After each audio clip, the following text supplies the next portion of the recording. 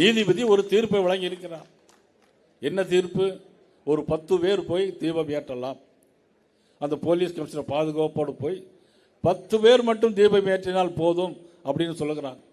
ஆனால் அதை மதிக்கவில்லை.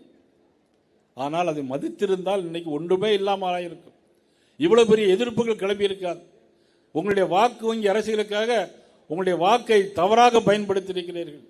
நீதிபதி தீர்ப்பை மதிக்கவில்லை. இதே மாதிரி ஒரு சம்பவம் நடந்தது.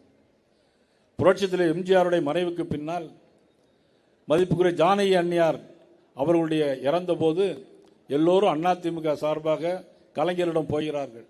கலைஞரிடம் போய் மெரினா கடற்கரையில் இடம் வேண்டும் என்று கேட்கிறார். ஆனால் அது முதலமைச்சராக இருந்த கருணாநிதி என்ன தெரியுமா சொன்னார்?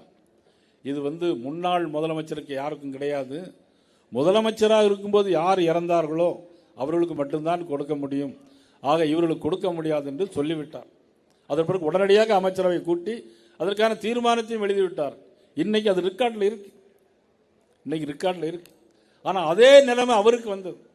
மதிப்புக்குரிய கலைஞர் அவர்கள் இறந்தபோது அவர் முதலமைச்சராக இல்லை. ஆனால் அண்ணன் எடப்பாடி அவர்கள் முதலமைச்சராக இருந்தார்கள். அவரிடம் போய் சொன்னார்கள். இப்படி சொன்ன உடனே அண்ணன் எடப்பாடி அவர்கள் என்ன தெரியுமா சொன்னாங்க? இது முன்னாள் முதலமைச்சருக்குன்னு நீங்களே சொல்லியிருக்கீங்க. ஏற்கனவே வழக்கு வேற, நீங்க தான் வழக்கே போட்டிருக்கீங்க. அதனால எங்களுக்கு இடம் இல்லை அப்படின்னு சொன்னாங்க. இடம் இல்லைன்னு சொன்ன உடனே நீதிமன்றத்துக்கு போறாங்க. முதலமைச்சர் ஸ்டாலின் அவர்கள் போனாங்க.